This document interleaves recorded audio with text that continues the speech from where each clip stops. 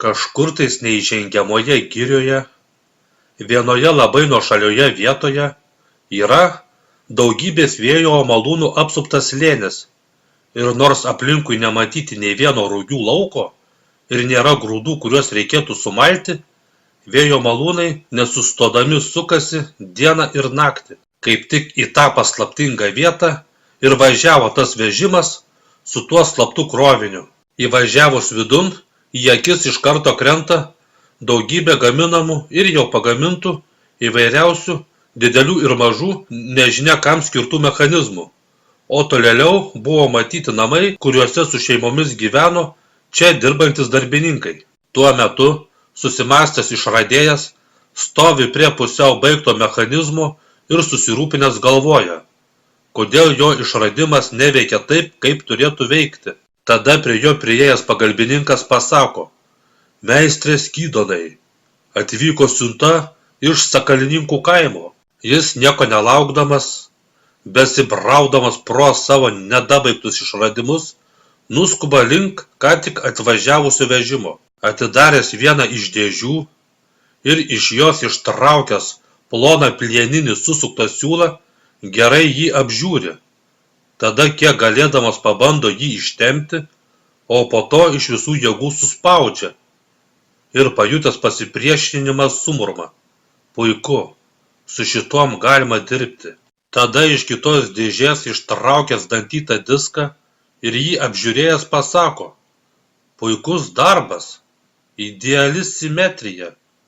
Sakalininkų kaimo kalvis tikras meistras, viskas padaryta tiksliai pagal mano brėžinius. Tada krovinį atvežęs pagalbininkas susidomėjęs paklausė, čia kažkoks ginklas? Ne, čia kai kas kita, atsako jam Skydonas.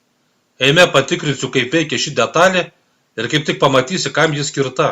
Jiems beeinant, Skydonas pasako, nuo dabar šito nedidelio apskritimo dėka mano planai ženkliai pajudės į priekį. Nuo dabar bus galima kelių dienų darbą padaryti per pusdienį. Tada jie prieina prie Skydono sukurto įrankiams galasti skirto prietaiso ir nuėmę galandinimo akmenį, į jo vietą įdeda spygliuotą į diską. Tada darbininkams liepęs atnešti rastą, įjungia prietaisą. Dėkite jį čia, sukomanduoja Skydonas. Tik būkite atsargus, o tai nepajusite, kaip liksite be pirštų. Ir laikydamiesi Skydono pamokymų, greitai besisukančio disko dėka, jie akimirksniu perpjauna rastą išilgai. Supratę, kaip reikia daryti, jie iš kelių rastų greitai išpjauna krūvą lentų. Ar kada matei tokias tiesias lentas? Susižavėjęs sušunka Skydonas. O ar kada matei, kad kas taip greitai būtų išpjovęs tokią krūvą lentų? Nuo dabar, kai taip greitai galėsime apdoroti medieną, mano planai pajudės iš vietos. Taip, tai tikrai įspūdinga. Beje, aš dar kartą norėjau paklausti, kaip viskas veikia. Kaip tu priverti judėti tuos visus mechanizmus. Ką? Tau vis dar neaiškus veikimo principas? Nusistebi Skydonas. Juk aš tau jau tiek kartų bandžiau viską išaiškinti. O tau vis dar neaišku? Gerai klausykis, aiškinu dar kartą. Vėjo varomi malūnai gamina energiją, pasako jis parodydamas į malūnus. O šitais plonais metaliniais siūlais energija nukeliauja link įrengimų, pasako jis, rodydamas į elektros laidus. O štai anuose talpose laikome susikaupusios energijos perteklių, kurį galėsime naudoti tada, kada nebus vėjo, pasako Skydonas, parodydamas į didžiules nuo energijos pertekliaus bekibirkščiuojančias statines. Juk viskas labai paprasta. Nesuprantu, kas dar tau galėtų būti neaišku. Man neaišku, kaip vėjas virsta į energiją. Aš tau juk sakiau, kad tam esu padaręs specialų įrengimą. Ai, neturiu kada tau viską, kaip mažam vaikui aiškinti, suniurna Skydonas. Jei norėsi būti mano vyriausiųjų padėjėjų, pats turėsi viską perprasti. Gerai pavalgiusi ir atgavusi jėgas, Nira sparčiu žingsniu eina per mišką, o priėjus į upelį nepraleidžia progos nusiplauti kelionės dulkių. kai su drakono galva stovėsiu priešais karalių, reikės šiek tiek padoriau atrodyti, pamąsto ji. Tuo metu, per stebuklą mirties išvengęs Darijus, sėdi patogiai įsitaisęs ir mėgaujasi švelniu vėjeliu. Prie jo priėjusi Kasandra paslaugiai paklausė: ar mano brangiausiajam nieko netrūksta? Ačiū, viskas gerai, atsipalaidavęs atsako Darijus. Viskas tiesiog puiku. O gal mano mylimasis ko nors pageidauja? Toliau rūpestingai įkyri Kasandra. Na, iki pilnos laimės gal trūksta lango su kokiu nors raminančiu vaizdu. Kasandra mostelėdama ranka priešais Darijų atveria magišką langą su vaizdeliu į kalnų apsuptą slėnį. Na kaip? Paklausė ji. Ar šis vaizdelis pakankamai raminantis? Norėtųsi ko nors įdomesnio, ko nors nematyto, atsako Darijus. Tada Kasandra išburia langą su vaizdu į kosmosą. O kaip tau šitas vaizdelis? Paklausė ji. O, čia daug įdomiau, susidomėjęs atsako Darijus. O kur šita vieta randasi? Nustebimo nesugebėdamas nuslėpti, paklausė Darijus. Tai kažkur labai toli tarp žvaigždžių, o mes ten galėtume apsilankyti. Nuotykių nuotaikos užlietas sušunka Darijus. Galėtume, bet ten nėra ko kvėpuoti ir tu akimirksniu uždustum. Geriau tas vietas stebėti magiškajame lange. Pasirūpinusi, kad Darijus nenubodžiautų, Kasandra pasako, kad greitai sugrįš ir teleportuojasi kiton vieton. Kažkur tais labai toli, saulės nualintoje bekraštyje dykumoje ir smėlio kyšančios olos viršūnėje stovi karalienės Lavos rūmai. Tada pas Lavą apsilanko pasikalbėti norinti Kasandra. Kasandra niekada anksčiau nebuvo pas Lavą svečiuose ir net neįtarė, kad pas ją šitaip gražu. Labas, Lava, norėjau su tavim pasikalbėti, pasako ji, susitikusi šeimininkė. Man ramybės neduoda mintis, kad tu mane nelabai mėgsti. Tačiau aš nesuprantu kodėl. Aš daug galvojau ir kiek save pamenu, neatsimenu, kad kada nors būčiau pasakiusi ar padariusi ką nors tokio, kad kaip nors būčiau galėjusi užgauti tave. Tu per daug susireikšminai, Kasandra. Aš tau nejaučiu išskirtinai daugiau neapykantos. Aš jūsų visų nemėgstu vienodai. Tai kodėl tada, kai visos kitos karalienės vienbalsiai sutiko, kad stebuklingasis išgydymas turėtų atitekti manajam Darijui, tu vienintelė tam paprieštaravai? Tu manai, kad jos tave laiko lygia savo? Tu manai, kad esi jų draugė? Tu joms ne ką daugiau nei paklusni tarnaitė, visada besišypsanti, nereikalinga draugė. Pamėgink joms nepaklusti, paprieštarauti ar kaip nors kitaip su jomis nesutikti ir tada pamatysi, kas tau bus. Kodėl tu visų šitaip nekenti? Kodėl kažkas šitaip mylintis grožį tuo pačiu gali būti toks pritvinkęs neapykantos? Tada Kasandra pažvelgusi pro langą pasako, gal tau geriau būtų persikraustyti kur nors kitur, kur nors, kur taip pat gražu, kaip ir ant tavo sienų kabančiuose paveiksluose? Tu manimi netiki. Manai, kad iš neapykantos visus apkalbu. Tai tada nukeliauk į dangiškąją salę ir pasižiūrėk po grindimis. Ir tik po to, kai pamatysi tai, ką turi pamatyti, mes pratęsime mūsų pokalbį.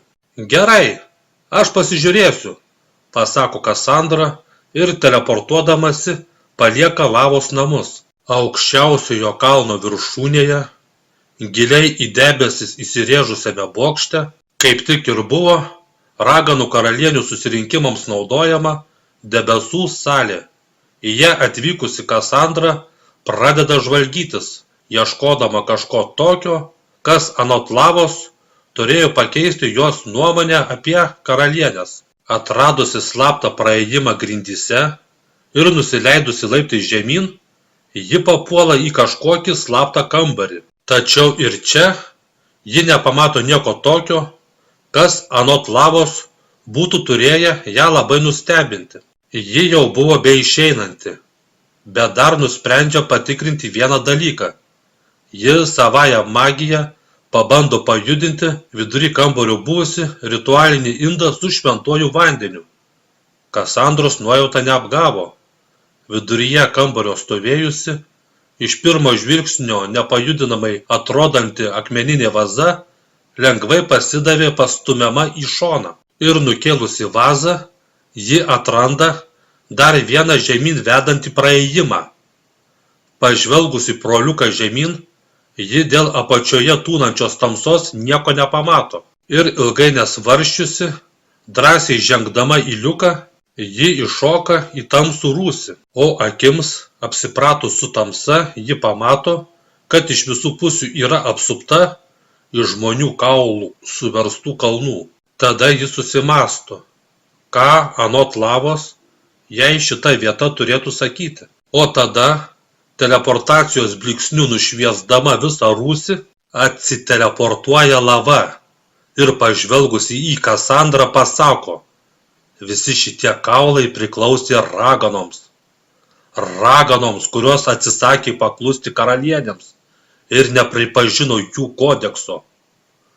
Ir už tai mes visas šitas raganas tiesiog išžudėme. Besižvalgydama į bekraštės kaulų krūvas, sutrikusi Kasandra pasako: prisipažįstu, teko girdėti istorijų apie kodeksui atsisakiusių paklusti raganų naikinimą. Taip pat girdėjau ir apie tai, kad karalienės savinasi nužudytųjų raganų galias, nors jų pačių kodeksas ir draudžia taip daryti. Tiesą sakant, tomis istorijomis netikėjau, o gal tiesiog nenorėjau tikėti. Taip pat nesitikėjau, kad nužudytųjų gali būti tiek daug. Tikriausiai tada buvo tokie laikai ir jūs padarėte tai, ką privalėjote, kad mes visi turėtume tokį pasaulį, kokį dabar turime. Kaip nors mėgindama paaiškinti neapsakomą žiaurumą, pasako Kasandra: tu teisi, Kasandra. Kodekso dėka pasaulis dabar daug geresnis nei buvo tada, ir dauguma iš čia esančiųjų tikrai turėjo mirti, kad turėtume tai, ką turime. Bet, slenkant šimtmečiams, aš vis dažniau susimastau, ar visos šitos aukos tikrai buvo būtinos. Tada Lava iš kaulų krūvos paima vieną kaukolę, į ją pasižiūrėjusi atpažįsta ir pasako: jos vardas buvo Indžaja. Išvertus iš jos gimtosios kalbos, jos vardas reiškia vaivorykštės apšviestoji. Ji buvo kalta tik tuom, kad buvo prisiekusi tarnauti mūsų priešui. Ir kai mes nukovėme raganą, kuriai ji tarnavo, mirčiai pasmerkėme ir ją. Atsimenu, ji nusižeminusi maldavo pasigailėjimo, maldavo atsiklaupusi ir su ašaromis akise. Tačiau mūsų širdžių tai nesuvirpino. Mes per daug buvome ištroškę galių ir buvome pasiryžę mirčiai nubausti bet ką ir už bet ką, kad tik galėtume pasigrobti dar daugiau stebuklingųjų galių. Ir ne pačios nepajutome, kaip tapome panašiomis į tas blogasias raganas, prieš kurias pačios kovojome. Tada ji švelniai padeda Indžajos kaukolę ir iš kaulų krūvos paima kitą. Trumpai ją apžiūrėjusi ir atpažinusi pasako: jos vardas buvo Asventa. Ji niekada nebuvo prisiekusi nė vienam iš mūsų priešų ir ji pati niekada nebuvo mūsų priešų, bet ji vis tiek buvo mūsų pasmerkta, nes nesutiko prisiekti mūsų kodeksui. Tiesiog ji buvo laisva siela ir niekada niekam nesiruošė paklusti. Ir nors jos gyvenimo būdas ir įsitikinimai niekaip nesikirto su mūsų kodekso taisyklėmis, ir nors ji vėliau viską supratusi norėjo prisiekti kodeksui, mes ją vis tiek nuteisėme ir pražudėme. Pražudėme, nes mus per daug stipriai viliojo josios magiškoji galia. Tada ji, parodydama į kaulų krūvas, apgailestaudama pasako: aš atsimenu, visų jų veidus ir vardus. Taip pat miegodama sapnuose girdžiu jų maldavimus ir begalinius prašymus pasigailėti. Taip pat atsimenu ir jų nuodėmes. Ir užtikrintai galiu pasakyti, kad tikrai ne visos buvo vertos mirties. Pražudę visas šitas raganas ir pasisavinę visas jų galias, mes tapome neapsakomai galingomis ir galiausiai liovėmės. Bet mes sustojome ne dėl to, kad mums prabilo sąžinė, ne dėl to, kad supratome, kad taip daryti negerai, o todėl, kad mes pagaliau apsirijome kaip kiaulės. Prisirijome magijos tiek, kad jei būtume prariję dar bent truputį, tai tiesiog būtume susprogę, lyg perpildyti maišai. Gal geriau tu jau eik, Kassandra. Geriau būtų, kad tavęs čia neužtiktų nei viena iš jų. Nežinau, kaip jos pasielgtų su tavim, sužinojusios, kad tu žinai jų kruvinąją paslaptį. O aš dar čia pabūsiu ir dar šiek tiek pamąstysiu. Tuo tarpu nėra, pagaliau išėjusi iš miško, prieina anksčiau dar niekada nematyto veikimo principų veikianti malūną. Jis su didžiausiu malonumu pasiliktų dar kuriam laikui ir pastebėtų jo veikimo principą, bet jai jau reikia eiti. Drakono galva pati savęs karaliui nenusineš, o tada ji išvysta tai, ko jau labai seniai troško pamatyti. Ji pamatė miestą, į kurį jau taip ilgai keliavo. Ir tai buvo ne šiaip sau koks paprastas miestas. Tai buvo miestas, kuriame gyveno pats karalius. Jau visai nebetoli, pasako jis savo. Dar truputį. Ir galėsiu atsikratyti tą įkyrėjusią ir švinkti pradėjusią drakono galvą. Pagaliau ji, pasiekusi miesto vartus, įeina vidun. Tik nėra įžengę į miestą, visi iš karto pastebi jos nešamą drakono galvą. Ir negalėdami patikėti savo akimis, jie sustingę iš nuostabos, žvilgsniais palydėdavo ją nueinančią. Ir jei beeinant link karaliaus rūmų, visi žmonės, pro kuriuos ji tik bepraeidavo, elgėsi lygiai taip pat. Sulaukusi visų dėmesio, Nira pasijuto didvyrė. Ji net nepastebi, kaip jos iš nuovargio sukumpęs kūnas atsitiesia, kaip jos nedrąsus žingsnis tampa ryžtingesnis, o bailiai nunarinta galva tampa išdidžiai iškelta. Galų gale, ji juk ta, kuri nukovė drakoną. Beeidama link karaliaus rūmų ji girdėjo, ką šnabždėjosi netoliese buvę žmonės. Paklausk jos, ar ji viena jį nukovė, kažkas sušnabždėjo minioje.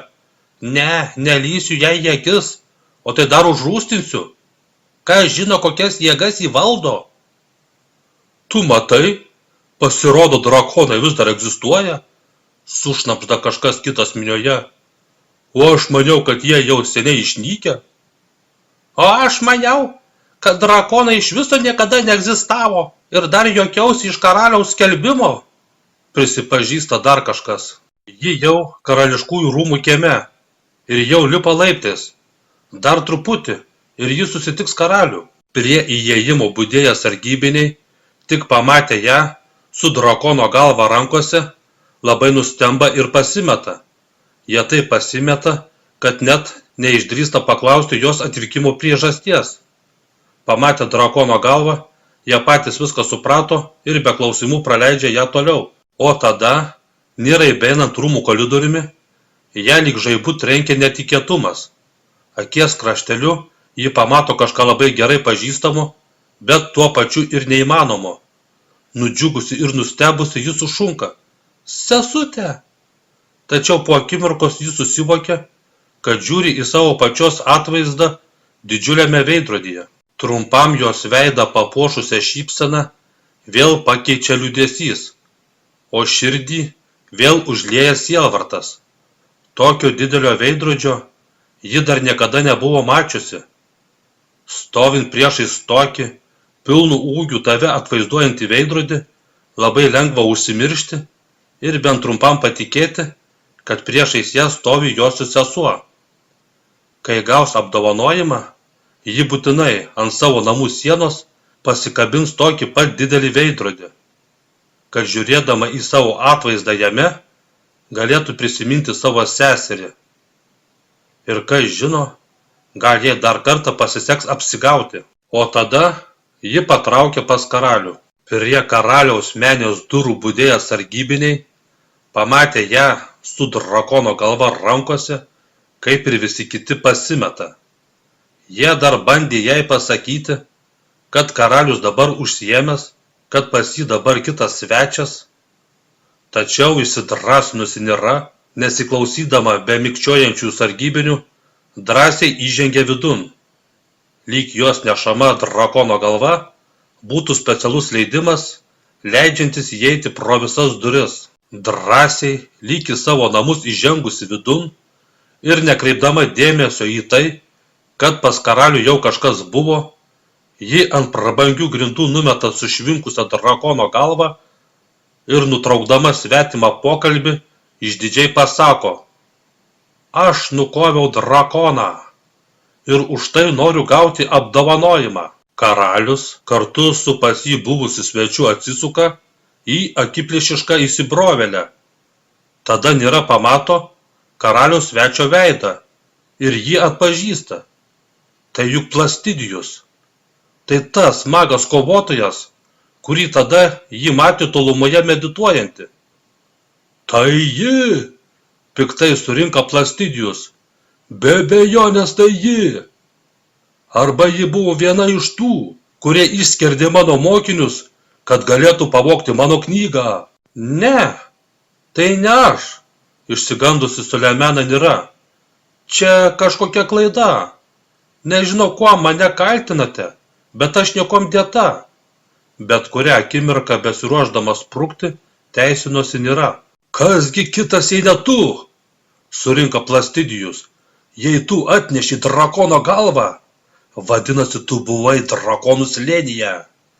O jei tu buvai drakonų slėnyje, vadinasi, praėjai slaptą į kalnų kelią, vedusi link jo.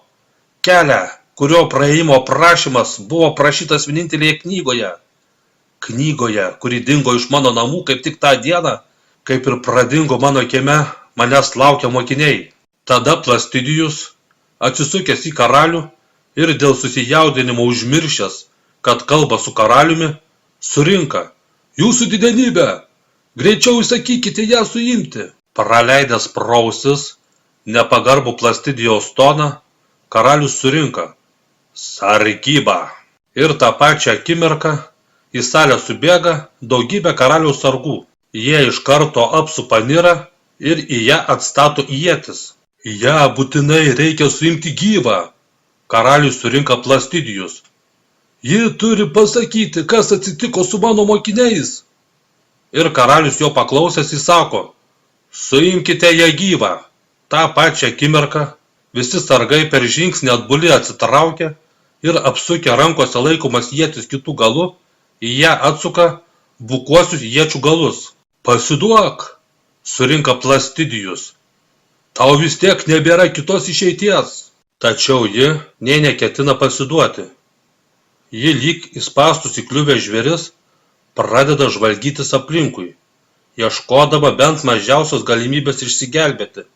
Tada pažvelgusi į artimiausią išėjimą pamasto, kad gal jai ir pasisektų prasibrauti pro jos nužudyti negalinčių karių būrį ir kaip nors pasiekti išėjimą. O tada beliktų tik tais bėgti. Bėgti iš visų jėgų ir kas žino, gal jai net pasisektų pabėgti. Kita vertus, žūti bebandant pabėgti, daug geriau nei ramiai pasiduoti. Be kovos nepasiduoti nusprendusi Nira, staigiai griebiasi kardo ir jį išsitraukusi pradeda švaistytis, tikėdamasi taip prasibrauti link išėjimo. Bet dėl iš visų pusių į ją atremtų iečių, ji negalėjo pasiekti nė vieno iš jų ir taip pat negalėjo ištrūkti iš apsupties. Kad ir kaip jis stengėsi bent ką padaryti, kareivis laikė ją per saugų atstumą nuo savęs ir laukė, kol ji pavargusi pasiduos. Tada vienas iš Nirą supančių karių stipriai užsimoja ir iš visų jėgų trenkė jai į žandikaulį. Gavusi svaiginantį smūgį, išmušta iš kojų Nira nulėkė kažkur toli į šoną, taip pat iš rankų paleisdama kardą. Nukritusi po smūgio, ji vos begali susivokti, kas vyksta. Jai stipriai spengia ausyse ir rodosi, kad viskas aplinkui sukasi. Nepaisant skausmo ir dėl stipraus smūgio patirto savaigulio, ji vis tiek keliasi ir toliau ruošiasi priešintis. O iš visų pusių ją apsupę kariai akylai stebi kiekvieną jos judesį. Geriau tu liktum gulėti ant grindų, surinka vienas iš jų. Tačiau Nira nieko nenori klausyti ir toliau bando atsistoti. Tuoj nustos viskas aplinkui suktis ir tada tada vienas iš jų vėl stipriai užsimoja ietkočiu ir taip stipriai traukia jai per nugarą, kad ji net prisiploja prie grindų. Tik dėvimų šarvų dėka ji išsaugojo sveikus nugaros kaulus ir vis dar galėjo pajudėti. Ir susijėmusi vėl bando keltis. Ir tik ji pasikelia ant kelieno, jai į nugarą pareina dar vienas stiprus smūgis ir ji vėl tyso ant grindų. Ji vėl remiasi rankomis ir iš lėto vėl bando keltis. Tada vienas iš karių, kuris pavargo žaistis, nusprendžia ją pritrenkti užtikrintų spyrių į galvą. O tada, dėl patirtų smūgių lėtai judanti Nira, visų nuostabai staigiai atsilošia, taip išvengdama spyrio į galvą. O tada sugriebusi karį už kojos, stipriai trūkteli ir didžiulis, sunkiai šarvais vilkintis karys, praradęs pusiausvyrą suklumpa. O ji, betraukdama už kojos, į ją įsikibdama, tuo pačiu greitai atsistoja ir dar nespėjusiam susivokti kariui, pačiam spiria į galvą. Koja iškirtusi vieną iš jų, Nira sugniaužusi kumščius puola ant kito ir netikėtų smūgių trenkia taip stipriai, kad tas net pameta šalmą. Tada dar vienas jos spyris į galvą ir dar vienas pusiausvyrą praradęs karys pargriūva ir kelias link išėjimo laisvas. Bet tik ji pagalvoja, kad dabar jau pats laikas sprukti, dar vienas stiprus smūgis ietkočiu ir ji vėl parblokšta guli ant grindų. O tada ją apipuolę sargai iš visų jėgų pradeda daužyti ietkočiais. Tačiau ji dar nepasiduoda. Vietoj to, kad susigūžtų ir pradėtų maldauti pasigailėjimo, ji pamačiusi ant grindų besimėtantį kario šalmą, keturiomis puola prie jo ir pagriebusi, juom stipriai užsimoja ir su šalmo viršugalvyje buvusiu spygliu kiaurai perveria kario pėdą. Sužeistasis karys pradeda garsiai rėkti, o kiti kariai, greitai išmušę iš jos rankų ginklų tapusi šalmą, užsiguldami prispaudžia ją prie grindų. Visą laiką patogiai soste sėdėjęs ir viską stebėjęs karalius surinka: na kiek galima? Kas per žiopliai saugo mano gyvybę? Kodėl būrys tvirtų vyrų niekaip negali susitvarkyti su viena merga? Matydamas, kad jie šiaip netaip ją sulaikė, surinka: greičiau atimkite iš jo šarvus, kol ji dar neišsilaisvino ir vėl nepradėjo jų sudaužyti. Tada jie, laikydami ją už rankų ir kojų, perrėžė josios šarvų diržus ir nuo jos nuplėšė apsauginį sluoksnį. Dabar, kai jos nebesaugojo, storas metalo lukštas, įsiutę kariai gerai ją sudaužė. Tada karalius surinka: tempkite ją laukan, kol ji dar man čia neprimyžo. Tada vienas iš jų nutveria leisgyvę Nirą už plaukų ir pradeda ją tempti laukan. Pratempęs ją koridoriais ir laiptais nuvilkęs žemyn, pro šoninį išėjimą ištempia ją į kiemą. Tada sargai ją apipuola ir pradeda vėl mušti. Nagi, prisipažink, surinka vienas iš jų, prisipažink visas savo piktadarybes. Staiga ji vėl netikėtai atsigauna ir pripuolusi prie vieno iš jų griebia už prie jo šono kabėjusio kardo rankenos. Tačiau kariai jau buvo suspėję perprasti jos klastingą elgesį ir kai ji tik pabandė vėl kažką iškrėsti, jie jau buvo pasiruošę. Ir kai ji tik palietė kardo rankeną, galingas kojos spyris nubloškė ją tolyn. ir už bandymą pasipriešinti jie ją vėl stipriai sudaužė. Tada jie, pavargę nuo jos pastovių mėginimų ištrūkti, prirakina ją prie kaladės ir pakabina tokiame aukštyje, kad ji kojomis nesiektų žemės. Tai ką, sunku priešintis, kai kojomis nesieki žemės, juokaudami kalbėjo jie.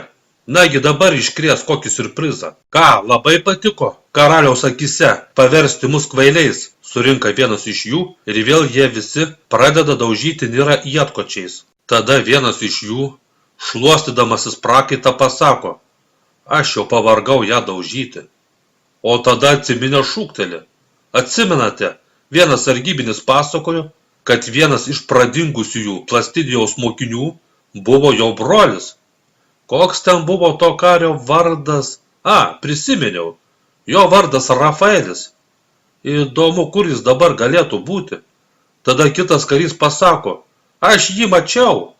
Šiandien jis eina sargybą vakarinėme bokšte. Pakviesk jį čia, tegu jis pats atkeršyje už savo brolį. Bet dabar jis savo poste eina sargybą. Tai tada pakeisk jį. Manau, kad už galimybę atkeršyti brolio žudikiai jis tau bus labai dėkingas. Ir neužilgo pasirodo Rafaelis. Jis buvo labai didelis ir stiprus ir dar labai įniršęs.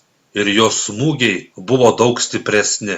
Ir po poros stiprių Rafaelio smūgių Nira praranda sąmonę. Tučtuojau liaukis, surinka kankinimų kieme pasirodęs karalius. Mums dar reikalingas jos prisipažinimas. Tada pažvelgęs į ją karalius pasako, kokia prasmė ją daužyti, jei ji be sąmonės. Vienas karys perlieja ją vandeniu, tačiau šaltas vanduo nepadėjo ir ji toliau kabėjo lyg negyva. Tada karalius įsako, nuleiskite ją ant žemės ir pašaukite daktarą. Apžiūrėjęs Niros žaizdas, daktaras pasako, viskas aišku.